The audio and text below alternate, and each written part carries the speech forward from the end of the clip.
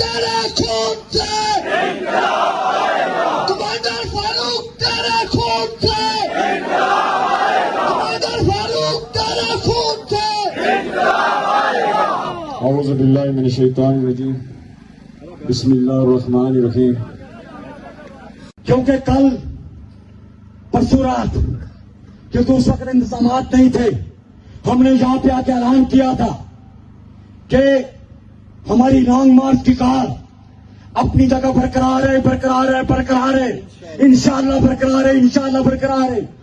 حکمت عملی کے طور پر وقتی طور پہ ہم نے لانگ مارچ کے کار کو مؤخر کیا ہے، اس لیے کہ ہمارے سامنے وہ ظالم جابر قاتل فورسز کھڑی ہیں، ان کے پاس اسلحہ ہے، ٹیکنالوجی ہے. ہم رہتے ہیں، ہمارے پاس کچھ نہیں، لیکن سچے جذبے ضرور ہیں، اخلاص ہے، یہ ان کے پاس نہیں ہے.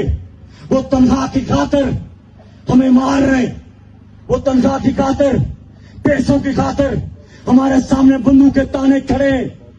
ہم بغیر کسی لالچ کے، بغیر کسی غرض کے، بغیر کسی مفاد کے اپنی عوام کے لیے، اپنے لیے، اپنے مستقبل کے لیے یہ لڑائی پرامن طریقے سے لڑ رہے ہیں. یہ فرق ہے ان میں اور ہم میں. تو اس لیے کیونکہ آگے بڑھنے سے مزید انسانی چاہنے کیونکہ بہت بڑی تعداد میں پچھلے 3 دنوں میں 50 کے قریب ہماری شہادتیں مزید ہو چکی ہیں. تو ایسے میں ہم وقتی طور پہ حکمت عملی کے طور پہ رکے ہیں، لیکن اس کا یہ مطلب نہیں کہ ہم جہاں پہلے تھے ہم وہاں جا کے بیٹھ جائیں، ہم دریک میں بیٹھ جائیں. میں آج بھی سن رہا تھا کہ دریک کی ہماری عظیم ماؤں بہنوں نے دریک میں آج بھی بارش کے موسم میں بارش برس رہی تھی، پھر بھی ہماری مائیں بہنیں بچیاں اس دھرنے کو قائم و دائم رکھی ہوئی تھی. تو ہمیں یہ جو جس پنڈال جس چوک کا انتخاب کیا گیا ہے، ہم نے یہیں پہ جمے رہنا ہے، یہیں پہ رکنا ہے، اس دھرنے کو قائم رکھنا ہے. اور جو ہمارے رضاکار ہیں، جو پہرا دیتے ہیں، جو ان آپ سب کو بچانے کے لیے آپ کو آگاہ کرتے ہیں، ان کے پاس ہے کچھ نہیں، وہ صرف انفارمیشن کی حد تک آپ کی پہرے داری کرتے ہیں. یقیناً وہ سیکورٹی والے وہ یہاں بھی جس طرح انہوں نے دریک دھرنے میں پہرے داری کی، میں ان کی عظمتوں کو سلام پیش کروں گا، ان کی جرتوں کو سلام پیش کروں گا، جو اپنی جان پہ کھیل کے لاکھوں انسانوں کو بچانے کے لیے رات جاگتے بھی ہیں اور جنگلوں کے اندر کھڑے ہو کے ناچتے. ان کے ہاتھ میں ویپن بھی نہیں ہے، اس کے باوجود وہ کھڑے ہو کے رات جاگ کے مختلف سراؤنڈنگ میں کھڑے ہو کے آپ کی پہرے داری کرتے ہیں، سب کی پہرے داری کرتے ہیں. ہم سلام پیش کرتے ہیں، ان کے جسموں کو سلام پیش کرتے ہیں.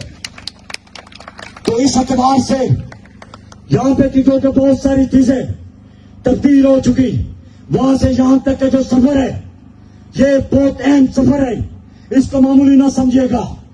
آپ نے ان ظالم جابر فورسز کا بہت بڑا جو مورچہ تھا، بہت بڑا جو معاشرہ تھا، اس کو توڑنے میں آپ اپنی جانوں پہ کھیل پہ کامیاب ہوئے. یہ جہاں پہ ہم موجود ہیں اس سے پیچھے اس طرف بھی اور اس طرف چنار کی طرف بھی، اس حجیرہ روڈ کی طرف بھی بہت سارے گز پیچھے راولا کوٹ شہر کا آغاز ہو جاتا ہے. آپ نے راولا کوٹ شہر کا پچھلے 2 ماہ سے ہونے والا وہ معاشرہ توڑ چکے ہیں. اطمینان رکھیں، انشاءاللہ ہم حکمت عملی کے تحت آگے بڑھ رہے ہیں. آج آپ نے دیکھا کہ مظفر آباد کا شہر نعروں سے گونج اٹھا اور وہاں بھی مقدس لہو بہا دیا گیا.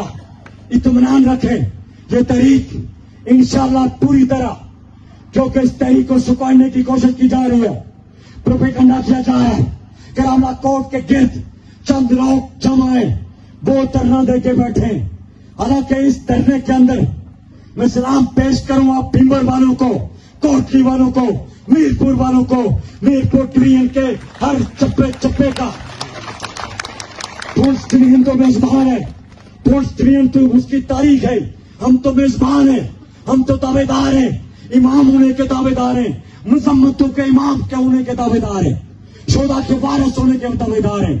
ہمیں اپنی قربانیوں کی پرواہ نہیں, لیکن سلام پیش کرتے ہیں میرپور ڈویژن کو.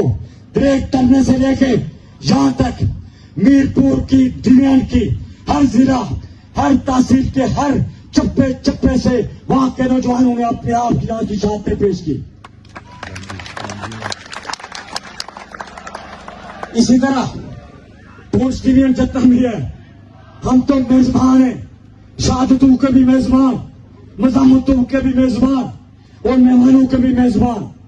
تو اس لیے ہم نے بالخصوص پونچھ ڈویژن کے جتنے ضلع ہیں, ہم ساروں نے مل کے اپنے مہمانوں کا خصوصی خیال رکھنا ہے, جس طرح پچھلے 1.5 ماہ رکھا.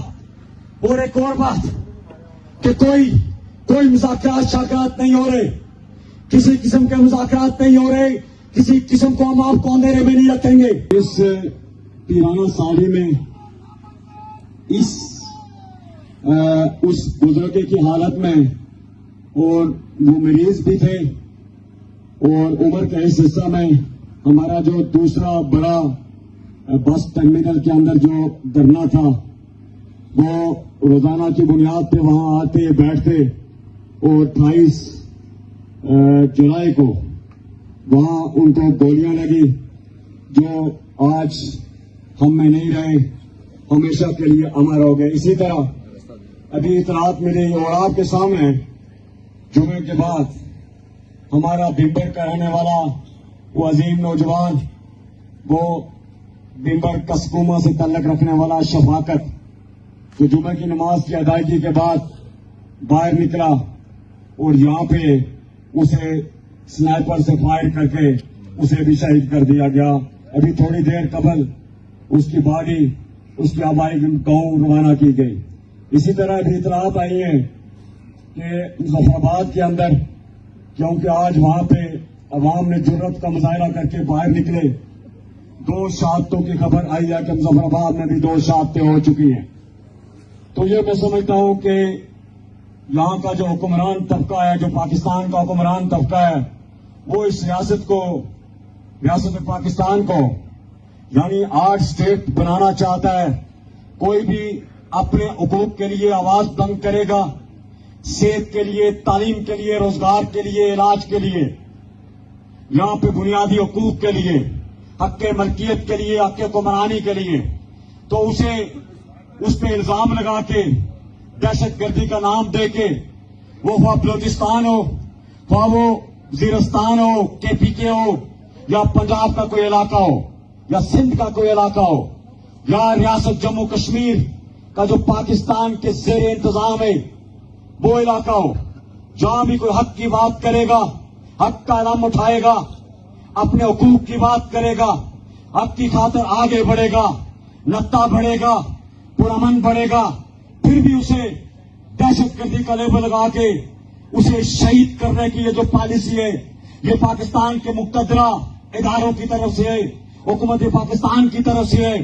وہ یہاں کے مظلوم اور محکوم انسان جو پاکستان میں بھی بستے ہیں, جہاں پہ بھی بستے ہیں, جو اپنے حقوق کے لیے آوازیں بلند کرتے ہیں, ان آوازوں کو ہمیشہ سے کے لیے دبانے کے لیے, کچلنے کے لیے یہاں پہ طاقت کا استعمال کیا جاتا ہے.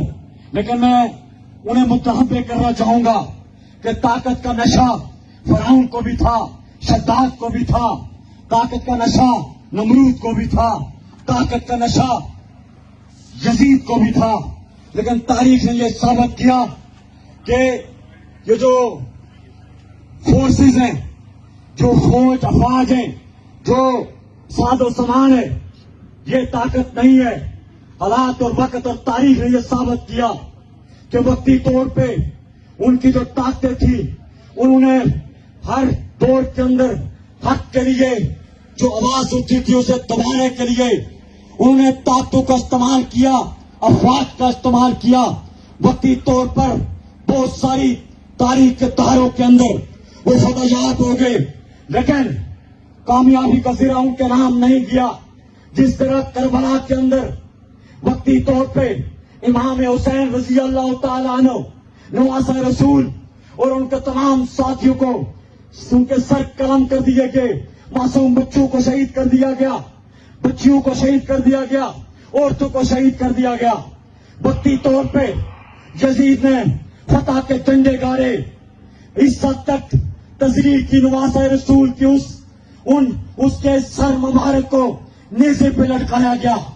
لیکن تاریخ یہ بتاتی ہے کہ آج 1400 سال گزرنے کے باوجود ہم رانا کوٹ کی دھرتی میں کھڑے ہو کے بڑے فخر کے ساتھ, بڑی ہمت کے ساتھ, بڑی جرت کے ساتھ شہدائے کربلا کی عظمتوں کو سلام پیش کرتے ہیں. اور ہمارا ایمان ہے کہ جب تک رہتی دنیا ہے شہدائے کربلا کا نام زندہ رہے گا.